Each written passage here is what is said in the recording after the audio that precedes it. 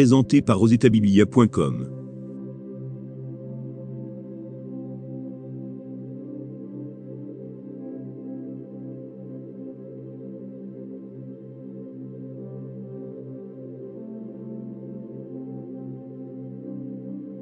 Seconde épître de Paul aux Corinthiens.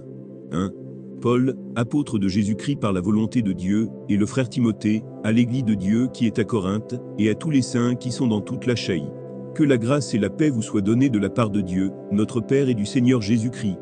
Béni soit Dieu, le Père de notre Seigneur Jésus-Christ, le Père des miséricordes et le Dieu de toute consolation, qui nous console dans toutes nos afflictions, afin que, par la consolation dont nous sommes l'objet de la part de Dieu, nous puissions consoler ceux qui se trouvent dans quelque affliction. Car, de même que les souffrances de Christ abondent en nous, de même notre consolation abonde par Christ. Si nous sommes affligés, c'est pour votre consolation, et pour votre salut. Si nous sommes consolés, c'est pour votre consolation, qui se réalise par la patience à supporter les mêmes souffrances que nous endurons. Et notre espérance à votre égard est ferme, parce que nous savons que, si vous avez part aux souffrances, vous avez part aussi à la consolation. Nous ne voulons pas, en effet, vous laisser ignorer, frères, au sujet de la tribulation qui nous est survenue en Asie, que nous avons été excessivement accablés, au-delà de nos forces, de telle sorte que nous désespérions même de conserver la vie. Et nous regardions comme certains, notre arrêt de mort, afin de ne pas placer notre confiance en nous-mêmes, mais de la placer en Dieu, qui ressuscite les morts. C'est lui qui nous a délivrés, et qui nous délivrera d'une telle mort, lui de qui nous espérons qu'il nous délivrera encore, vous-même aussi nous assistant de vos prières, afin que la grâce obtenue pour nous, par plusieurs soit pour plusieurs une occasion de rendre grâce à notre sujet. Car ce qui fait notre gloire, c'est ce témoignage de notre conscience, que nous nous sommes conduits dans le monde, et surtout à votre égard, avec sainteté et pureté devant Dieu, non point avec une sagesse charnelle, mais avec la grâce de Dieu. Nous ne vous écrivons pas autre chose que ce que vous lisez, et ce que vous reconnaissez.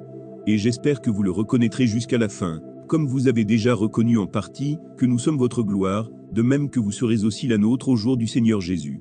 Dans cette persuasion, je voulais aller d'abord vers vous, afin que vous eussiez une double grâce.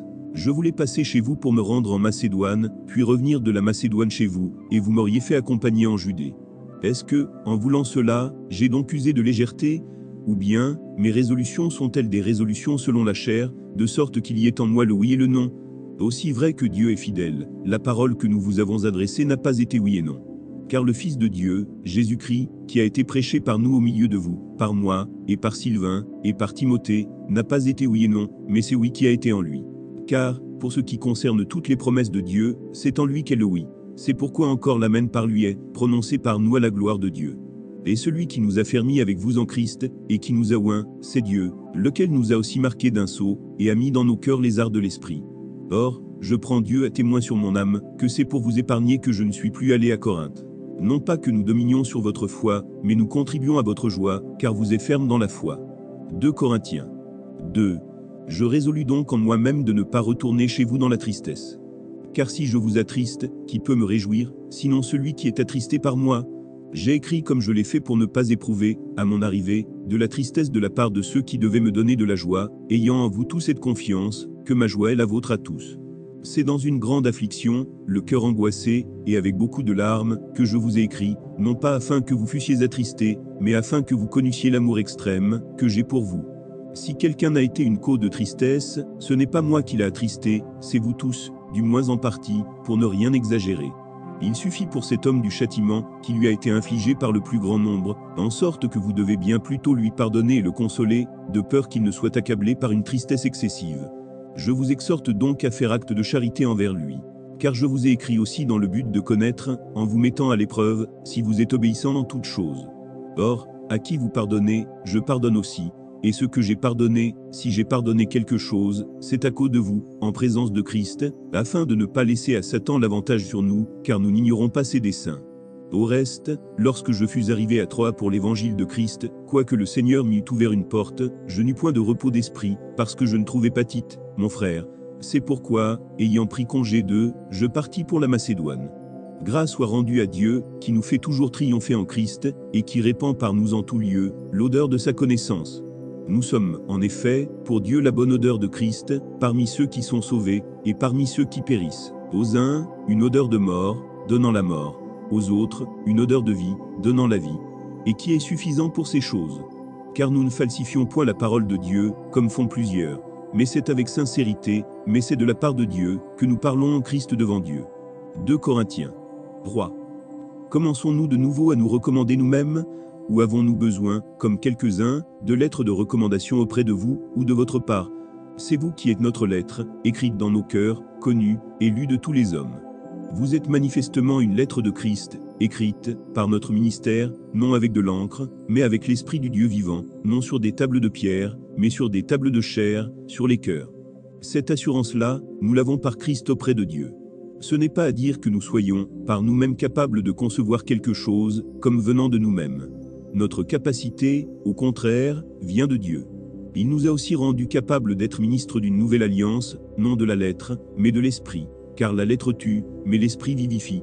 Or, si le ministère de la mort, gravé avec des lettres sur des pierres, a été glorieux, au point que les fils d'Israël ne pouvaient fixer les regards sur le visage de Moïse, à cause de la gloire de son visage, bien que cette gloire fût passagère, combien le ministère de l'esprit ne sera-t-il pas plus glorieux?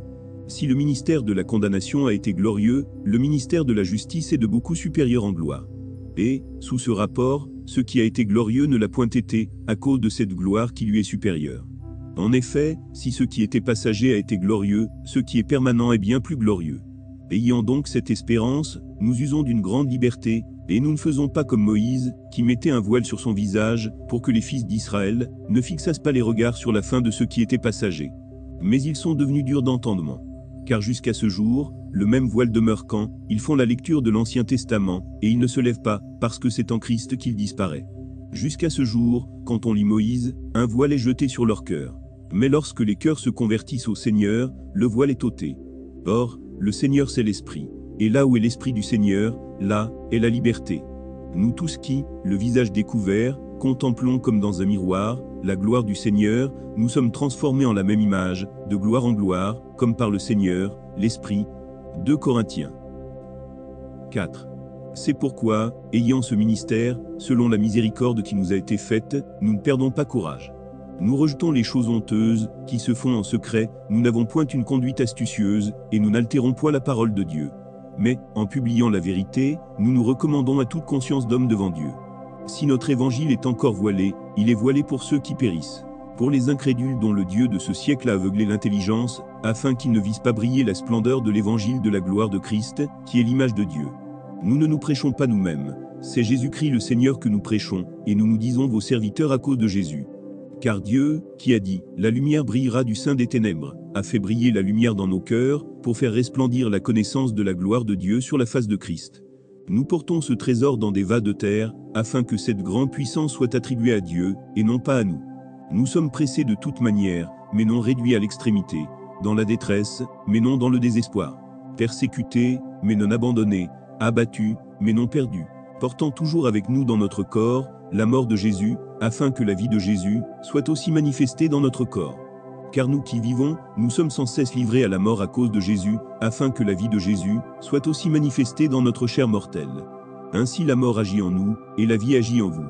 Et, comme nous avons le même esprit de foi, qui est exprimé dans cette parole de l'Écriture, j'ai cru, c'est pourquoi j'ai parlé. Nous aussi nous croyons, et c'est pour cela que nous parlons, sachant que celui qui a ressuscité le Seigneur Jésus nous ressuscitera aussi avec Jésus, et nous fera paraître avec vous en sa présence. Car tout cela arrive à cause de vous, afin que la grâce en se multipliant, fasse abonder, à la gloire de Dieu, les actions de grâce d'un plus grand nombre. C'est pourquoi nous ne perdons pas courage. Et lors même que notre homme extérieur se détruit, notre homme intérieur se renouvelle de jour en jour. Car nos légères afflictions du moment présent produisent pour nous, au-delà de toute mesure, un poids éternel de gloire, parce que nous regardons, non point aux choses visibles, mais à celles qui sont invisibles, car les choses visibles sont passagères, et les invisibles sont éternelles. 2 Corinthiens 5. Nous savons, en effet, que, si cette tente où nous habitons sur la terre est détruite, nous avons dans le ciel un édifice qui est l'ouvrage de Dieu, une demeure éternelle qui n'a pas été faite de main d'homme. Aussi nous gémissons dans cette tente, désirant revêtir notre domicile céleste, si du moins nous sommes trouvés vêtus, et non pas nus. Car tandis que nous sommes dans cette tente, nous gémissons, accablés, parce que nous voulons, non pas nous dépouiller, mais nous revêtir, afin que ce qui est mortel soit englouti par la vie. Et celui qui nous a formés pour cela, c'est Dieu, qui nous a donné les arts de l'esprit. Nous sommes donc toujours pleins de confiance, et nous savons qu'en demeurant, dans ce corps nous demeurons loin du Seigneur, car nous marchons par la foi, et non par la vue. Nous sommes pleins de confiance, et nous aimons mieux quitter ce corps, et demeurer auprès du Seigneur. C'est pour cela aussi que nous nous efforçons de lui être agréables, soit que nous demeurions dans ce corps, soit que nous le quittions. Car il nous faut tous comparaître devant le tribunal de Christ, afin que chacun reçoive selon le bien ou le mal qu'il aura fait, étant dans son corps. Connaissant donc la crainte du Seigneur, nous cherchons à convaincre les hommes. Dieu nous connaît, et j'espère que dans vos consciences vous nous connaissez aussi. Nous ne nous recommandons pas de nouveau nous-mêmes auprès de vous, mais nous vous donnons l'occasion de vous glorifier à notre sujet, afin que vous puissiez répondre à ceux qui tirent gloire de ce qui est dans les apparences, et non dans le cœur. En effet, si je suis hors de sens, c'est pour Dieu, si je suis de bon sens, c'est pour vous. Car l'amour de Christ nous presse, parce que nous estimons que, si un seul est mort pour tous, tous donc sont morts. Et qu'il est mort pour tous, afin que ceux qui vivent, ne vivent plus pour eux-mêmes, mais pour celui qui est mort et ressuscité pour eux. Ainsi, dès maintenant, nous ne connaissons personne selon la chair, et si nous avons connu Christ selon la chair, maintenant nous ne le connaissons plus de cette manière. Si quelqu'un est en Christ, il est une nouvelle créature. Les choses anciennes sont passées, voici, toutes choses sont devenues nouvelles. Et tout cela vient de Dieu, qui nous a réconciliés avec lui par Christ, et qui nous a donné le ministère de la réconciliation. Car Dieu était en Christ, réconciliant le monde avec lui-même, en n'imputant point aux hommes leurs offenses, et il a mis en nous la parole de la réconciliation. Nous faisons donc les fonctions d'ambassadeurs pour Christ, comme si Dieu exhortait par nous. Nous vous en supplions au nom de Christ, soyez réconciliés avec Dieu. Celui qui n'a point connu le péché, il a fait devenir péché pour nous, afin que nous devenions en lui justice de Dieu. 2 Corinthiens 6. Puisque nous travaillons avec Dieu, nous vous exhortons à ne pas recevoir la grâce de Dieu en vain. Car il dit, au temps favorable je t'ai exaucé, au jour du salut je t'ai secouru. Voici maintenant le temps favorable, voici maintenant le jour du salut. Nous ne donnons aucun sujet de scandale en quoi que ce soit, afin que le ministère ne soit pas un objet de blâme. Mais nous nous rendons à tous égards recommandables, comme serviteurs de Dieu, par beaucoup de patience dans les tribulations, dans les calamités, dans les détresses, sous les coups, dans les prisons, dans les troubles, dans les travaux, dans les veilles, dans les jeûnes. Par la pureté, par la connaissance, par la longanimité, par la bonté, par un esprit saint, par une charité sincère, par la parole de vérité, par la puissance de Dieu, par les armes offensives et défensives de la justice. Au milieu de la gloire et de l'ignominie, au milieu de la mauvaise et de la bonne réputation, étant regardé comme imposteur, quoique véridique, comme inconnu, quoique bien connu, comme mourant, et voici nous vivons, comme châtiés, quoique non mis à mort, comme attristés, et nous sommes toujours joyeux, comme pauvres, et nous en enrichissons plusieurs, comme n'ayant rien, et nous possédons toutes choses. Notre bouche s'est ouverte pour vous, Corinthiens, notre cœur s'est élargi. Vous n'êtes point à l'étroit au-dedans de nous, mais vos entrailles se sont rétrécies. Rendez-nous l'appareil, je vous parle comme à mes enfants, élargissez-vous aussi. Ne vous mettez pas avec les infidèles sous un joug étranger. Car quel rapport y a-t-il entre la justice et l'iniquité? Ou qu'y a-t-il de commun entre la lumière et les ténèbres? Quel accord y a-t-il entre Christ et Bélial? Ou quelle part a le fidèle avec l'infidèle? Quel rapport y a-t-il entre le temple de Dieu et les idoles? Car nous sommes le temple du Dieu vivant, comme Dieu l'a dit. J'habiterai et je marcherai au milieu d'eux, je serai leur Dieu, et ils seront mon peuple. C'est pourquoi, sortez du milieu d'eux, et séparez-vous, dit le Seigneur, ne touchez pas à ce qui est impur, et je vous accueillerai.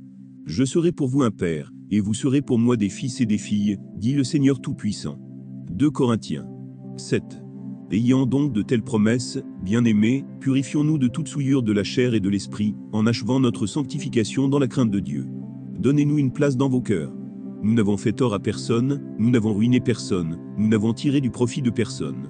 Ce n'est pas pour vous condamner que je parle de la sorte, car j'ai déjà dit que vous êtes, dans nos cœurs à la vie et à la mort. J'ai une grande confiance en vous, j'ai tout sujet de me glorifier de vous, je suis rempli de consolation, je suis comblé de joie au milieu de toutes nos tribulations. Car, depuis notre arrivée en Macédoine, notre chair n'eut aucun repos, nous étions affligés de toute manière, lutte au dehors, crainte au dedans.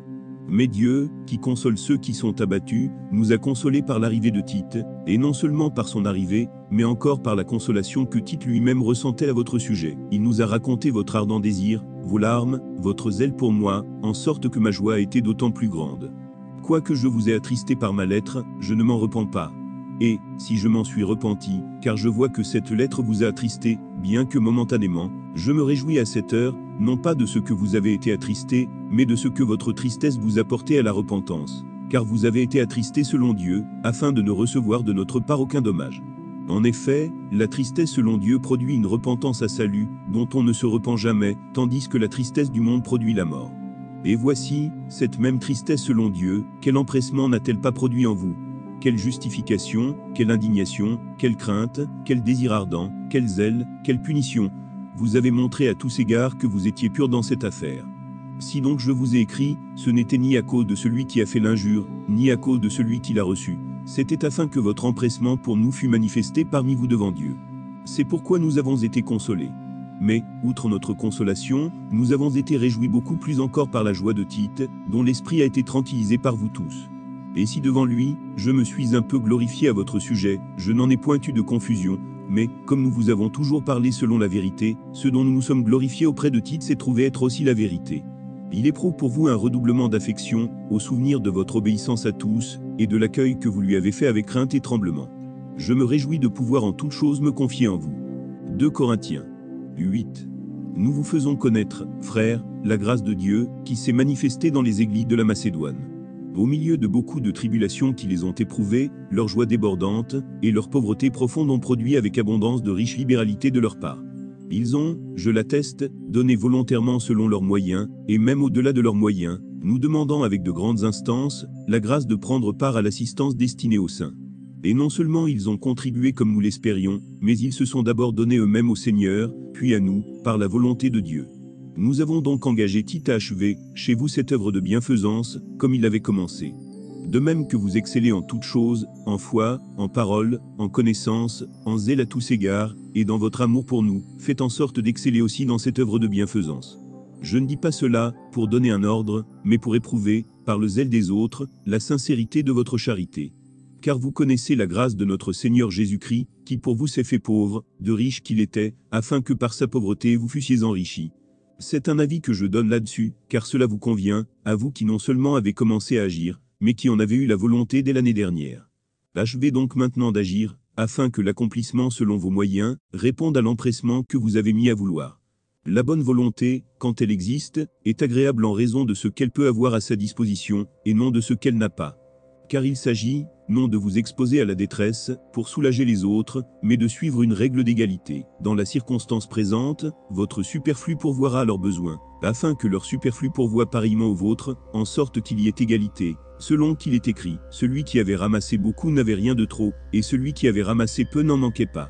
Grâce soit rendue à Dieu de ce qu'il a mis dans le cœur de Tite, le même empressement pour vous. Car il a accueilli notre demande, et c'est avec un nouveau zèle, et de son plein gré, qu'il part pour aller chez vous.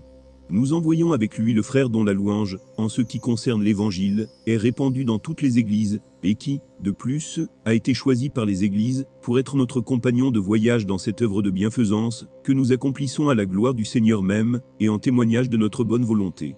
Nous agissons ainsi, afin que personne ne nous blâme au sujet de cette abondante collecte, à laquelle nous donnons nos soins.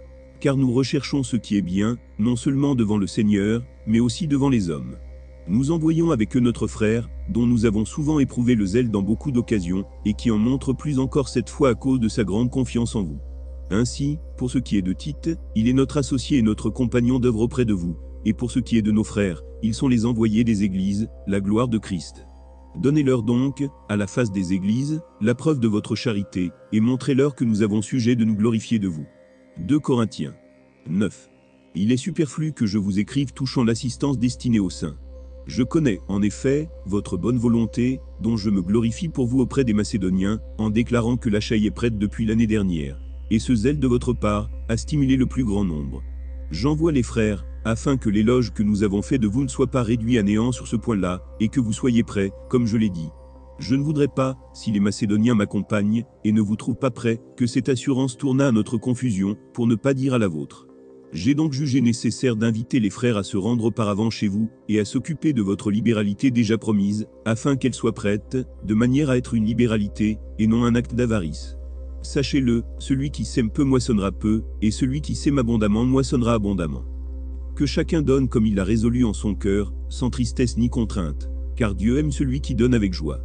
Et Dieu peut vous combler de toutes sortes de grâces, afin que, possédant toujours en toutes choses de quoi satisfaire à tous vos besoins, vous ayez encore en abondance pour toute bonne œuvre, selon qu'il est écrit, il a fait des largesses, il a donné aux indigents. Sa justice subsiste à jamais. Celui qui fournit de la semence au semeur, et du pain pour sa nourriture, vous fournira et vous multipliera la semence, et il augmentera les fruits de votre justice. Vous serez de la sorte enrichis à tous égards pour toute espèce de libéralité qui, par notre moyen, feront offrir à Dieu des actions de grâce. Car le secours de cette assistance non seulement pourvoit aux besoins des saints, mais il est encore une source abondante de nombreuses actions de grâce envers Dieu. En considération de ce secours, dont ils font l'expérience, ils glorifient Dieu de votre obéissance dans la profession de l'évangile de Christ, et de la libéralité de vos dons envers eux et envers tous. Ils prient pour vous, parce qu'ils vous aiment à cause de la grâce éminente que Dieu vous a faite. Grâce soit rendue à Dieu pour son don ineffable. 2 Corinthiens 10. Moi Paul, je vous prie, par la douceur et la bonté de Christ, moi, humble d'apparence quand je suis au milieu de vous, et plein de hardiesse à votre égard quand je suis éloigné, je vous prie, lorsque je serai présent, de ne pas me forcer à recourir avec assurance à cette hardiesse, dont je me propose d'user contre quelques-uns, qui nous regardent comme marchant selon la chair. Si nous marchons dans la chair, nous ne combattons pas selon la chair. Car les armes avec lesquelles nous combattons ne sont pas charnelles, mais elles sont puissantes, par la vertu de Dieu, pour renverser des forteresses. Nous renversons les raisonnements et toute hauteur qui s'élève contre la connaissance de Dieu, et nous amenons toute pensée captive à l'obéissance de Christ. Nous sommes prêts aussi à punir toute désobéissance, lorsque votre obéissance sera complète. Vous regardez à l'apparence. Si quelqu'un se persuade qu'il est de Christ, qu'il se dit bien en lui-même que, comme il est de Christ, nous aussi nous sommes de Christ. Et quand même je me glorifierai un peu trop de l'autorité que le Seigneur nous a donnée pour votre édification, et non pour votre destruction, je ne saurais en avoir honte, afin que je ne paraisse pas vouloir vous intimider par mes lettres. Car, dit-on, ces lettres sont sévères et fortes, mais, présent en personne, il est faible, et sa parole est méprisable. Que celui qui parle de la sorte, considère que tel nous sommes en parole dans nos lettres, étant absents, tel aussi nous sommes dans nos actes, étant présents. Nous n'osons pas nous égaler, ou nous comparer à quelques-uns de ceux qui se recommandent eux-mêmes. Mais, en se mesurant à leur propre mesure, et en se comparant à eux-mêmes, ils manquent d'intelligence. Pour nous, nous ne voulons pas nous glorifier hors de toute mesure. Nous prendrons, au contraire, pour mesure les limites du partage, que Dieu nous a assignées, de manière à nous faire venir aussi jusqu'à vous. Nous ne dépassons point nos limites, comme si nous n'étions pas venus jusqu'à vous, car c'est bien, jusqu'à vous que nous sommes arrivés avec l'évangile de Christ. Ce n'est pas hors de toute mesure, ce n'est pas des travaux d'autrui, que nous nous glorifions, mais c'est avec l'espérance, si votre foi augmente, de grandir encore davantage parmi vous, selon les limites qui nous sont assignées, et d'annoncer l'évangile au-delà de chez vous, sans nous glorifier de ce qui a été fait dans les limites assignées à d'autres. Que celui qui se glorifie dans le Seigneur. Car ce n'est pas celui qui se recommande lui-même qui est approuvé, c'est celui que le Seigneur recommande. 2 Corinthiens 11. Oh, si vous pouviez supporter de ma part un peu de folie, mais vous me supportez. Car je suis jaloux de vous d'une jalousie de Dieu, parce que je vous ai fiancé à un seul époux, pour vous présenter à Christ comme une vierge pure. Toutefois, de même que le serpent séduisit Ève par sa ruse, je crains que vos pensées ne se corrompent, et ne se détournent de la simplicité à l'égard de Christ. Car, si quelqu'un vient vous prêcher un autre Jésus, que celui que nous avons prêché, ou si vous recevez un autre esprit, que celui que vous avez reçu, ou un autre évangile, que celui que vous avez embrassé, vous le supportez fort bien. Or, j'estime que je n'ai été inférieur en rien à ces apôtres par excellence. Si je suis un ignorant sous le rapport du langage, je ne suis point sous celui de la connaissance, et nous l'avons montré parmi vous à tous égards, et en toutes choses. Ou bien, ai-je commis un péché parce que, m'abaissant moi-même, afin que vous fussiez élevés, je vous ai annoncé gratuitement l'évangile de Dieu. J'ai dépouillé d'autres églises, en recevant d'elles un salaire, pour vous servir. Et lorsque j'étais chez vous, et que je me suis trouvé dans le besoin, je n'ai été à charge à personne. Car les frères venus de Macédoine, ont pourvu à ce qui me manquait. En toute chose je me suis gardé de vous être à charge, et je m'en garderai. Par la vérité de Christ qui est en moi, je déclare que ce sujet de gloire ne me sera pas enlevé dans les contrées de l'Achaïe. Pourquoi? Parce que je ne vous aime pas, Dieu le sait. Mais j'agis, et j'agirai de la sorte, pour ôter ce prétexte à ceux qui cherchent un prétexte, afin qu'ils soient trouvés tels que nous, dans les choses dont ils se glorifient. Ces hommes-là sont de faux apôtres, des ouvriers trompeurs, déguisés en apôtres de Christ. Et cela n'est pas étonnant, puisque Satan lui-même se déguise en ange de lumière. Il n'est donc pas étrange que ces ministres aussi se déguisent en ministres de justice. Leur fin sera selon leurs œuvres. Je le répète, que personne ne me regarde comme un insensé, sinon, recevez-moi comme un insensé, afin que moi aussi, je me glorifie un peu. Ce que je dis, avec l'assurance d'avoir sujet de me glorifier, je ne le dis pas selon le Seigneur, mais comme par folie. Puisqu'il en est plusieurs, qui se glorifient selon la chair, je me glorifierai aussi. Car vous supportez volontiers les insensés, vous qui êtes sages. Si quelqu'un vous asservit, si quelqu'un vous dévore, si quelqu'un s'empare de vous, si quelqu'un est arrogant, si quelqu'un vous frappe au visage, vous le supportez. J'ai honte de le dire, nous avons montré de la faiblesse. Cependant, tout ce que peut oser quelqu'un, je parle en insensé, moi aussi, je l'ose. Sont-ils hébreux? Moi aussi. Sont-ils israélites? Moi aussi. Sont-ils de la postérité d'Abraham? Moi aussi. Sont-ils ministres de Christ? Je parle en homme qui extravague. Je le suis plus encore, par les travaux, bien plus. Par les coups, bien plus. Par les emprisonnements, bien plus. Souvent en danger de mort, 5 fois j'ai reçu des Juifs 40 coups moins 1, 3 fois j'ai été battu de verge, 1 fois j'ai été lapidé, 3 fois j'ai fait naufrage, j'ai passé un jour et une nuit dans l'abîme. Fréquemment en voyage, j'ai été en péril sur les fleuves, en péril de la part des brigands, en péril de la part de ceux de ma nation, en péril de la part des païens, en péril dans les villes, en péril dans les déserts, en péril sur la mer, en péril parmi les faux frères. J'ai été dans le travail et dans la peine, exposé à de nombreuses veilles, à la faim et à la soif, à des jeûnes multipliés, au froid et à la nudité. Et, sans parler d'autre chose, je suis assiégé chaque jour par les soucis que me donnent toutes les églises. Qui est faible, que je ne sois faible? Qui vient tomber, que je ne brûle? S'il faut se glorifier, c'est de ma faiblesse que je me glorifierai. Dieu, qui est le Père du Seigneur Jésus, et qui est béni éternellement, sait que je ne mens point. À Damas, le gouverneur du roi Aréta faisait garder la ville des Damascéniens pour se saisir de moi. Mais on me descendit par une fenêtre, dans une corbeille, le long de la muraille, et j'échappais de leurs mains. 2 Corinthiens 12. Il faut se glorifier, cela n'est pas bon.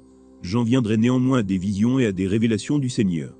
Je connais un homme en Christ, qui fut, il y a 14 ans, ravi jusqu'au 3e ciel, si ce fut dans son corps je ne sais, si ce fut hors de son corps je ne sais, Dieu le sait. Et je sais que cet homme, si ce fut dans son corps, ou sans son corps je ne sais, Dieu le sait, fut enlevé dans le paradis, et qu'il entendit des paroles ineffables, qu'il n'est pas permis à un homme d'exprimer. Je me glorifierai d'un tel homme, mais de moi-même, je ne me glorifierai pas, sinon de mes infirmités. Si je voulais me glorifier, je ne serais pas un insensé, car je dirais la vérité, mais je m'en abstiens, afin que personne n'ait à mon sujet une opinion supérieure à ce qu'il voit en moi, ou à ce qu'il entend de moi. Et pour que je ne sois pas enflé d'orgueil, à cause de l'excellence de ces révélations, il m'a été mis une écharpe dans la chair, un ange de Satan pour me souffleter, et m'empêcher de m'enorgueillir. 3 fois j'ai prié le Seigneur de l'éloigner de moi, et il m'a dit, ma grâce te suffit, car ma puissance s'accomplit dans la faiblesse. Je me glorifierai donc bien plus volontiers de mes faiblesses, afin que la puissance de Christ repose sur moi. C'est pourquoi je me plais dans les faiblesses, dans les outrages, dans les calamités, dans les persécutions, dans les détresses, pour Christ. Car, quand je suis faible, c'est alors que je suis fort. J'ai été un insensé, vous m'y avez contraint. C'est par vous que je devais être recommandé, car je n'ai été inférieur en rien aux apôtres par excellence, quoique je ne sois rien. Les preuves de mon apostolat ont éclaté au milieu de vous, par une patience à toute épreuve, par des signes, des prodiges et des miracles. En quoi avez-vous été traité moins favorablement que les autres églises, sinon en ce que je ne vous ai point été à charge? Pardonnez-moi ce tort. Voici, pour la 3e fois, je suis prêt à aller chez vous, et je ne vous serai point à charge, car ce ne sont pas vos biens que je cherche, c'est vous-même. Ce n'est pas, en effet, aux enfants à amasser pour leurs parents, mais aux parents pour leurs enfants. Pour moi, je dépenserai très volontiers, et je me dépenserai moi-même pour vos âmes, dussé-je, en vous aimant davantage, être moins aimé de vous. Soit, je ne vous ai point été à charge, mais, en homme astucieux, je vous ai pris par ruse. Et je tirai du profit de vous, par quelqu'un de ceux que je vous ai envoyés. J'ai engagé Tite à aller chez vous, et avec lui j'ai envoyé le frère. Est-ce que Tite a exigé quelque chose de vous? N'avons-nous pas marché dans le même esprit, sur les mêmes traces? Vous vous imaginez depuis longtemps que nous nous justifions auprès de vous. C'est devant Dieu, en Christ, que nous parlons, et tout cela, bien-aimés, nous le disons pour votre édification. Car je crains de ne pas vous trouver, à mon arrivée, tel que je voudrais, et d'être moi-même trouvé par vous tel que vous ne voudriez pas. Je crains de trouver des querelles, de la jalousie, des animosités, des cabales, des médisances, des calomnies, de l'orgueil, des troubles. Je crains qu'à mon arrivée, mon Dieu ne m'humilie de nouveau à votre sujet, et que je n'ai à pleurer sur plusieurs de ceux qui ont péché précédemment, et qui ne se sont pas repentis de l'impureté, de l'impudicité et des dissolutions auxquelles ils se sont livrés. 2 Corinthiens 13. Je vais chez vous pour la 3e fois. Toute affaire se réglera sur la déclaration de 2 ou de 3 témoins. Lorsque j'étais présent pour la 2e fois, j'ai déjà dit, et aujourd'hui que je suis absent, je dis encore d'avance à ceux qui ont péché précédemment, et à tous les autres que, si je retourne chez vous, je n'userai d'aucun ménagement, puisque vous cherchez une preuve que Christ parle en moi, lui qui n'est pas faible à votre égard, mais qui est puissant parmi vous. Car il a été crucifié à cause de sa faiblesse, mais il vit par la puissance de Dieu, nous aussi, nous sommes faibles en lui, mais nous vivrons avec lui par la puissance de Dieu, pour agir envers vous. Examinez-vous vous-même, pour savoir si vous êtes dans la foi, éprouvez-vous vous-même. Ne reconnaissez-vous pas que Jésus-Christ est en vous, à moins peut-être que vous ne soyez réprouvés. Mais j'espère que vous reconnaîtrez que nous ne sommes pas réprouvés. Cependant nous prions Dieu, que vous ne fassiez rien de mal, non pour paraître nous-mêmes approuvés, mais afin que vous pratiquiez ce qui est bien et que nous soyons comme réprouvés. Car nous n'avons pas de puissance contre la vérité, nous n'en avons que pour la vérité. Nous nous réjouissons, lorsque nous sommes faibles, tandis que vous êtes forts, et ce que nous demandons dans nos prières, c'est votre perfectionnement. C'est pourquoi j'écris ces choses étant absent, afin que, présent, je n'ai pas à user de rigueur, selon l'autorité que le Seigneur m'a donnée pour l'édification, et non pour la destruction. Au reste, frères, soyez dans la joie, perfectionnez-vous, consolez-vous, ayez un même sentiment, vivez en paix. Et le Dieu d'amour et de paix sera avec vous. Saluez-vous les uns les autres par un saint baiser. Tous les saints vous saluent. Que la grâce du Seigneur Jésus-Christ, l'amour de Dieu, et la communication du Saint-Esprit, soient avec vous tous.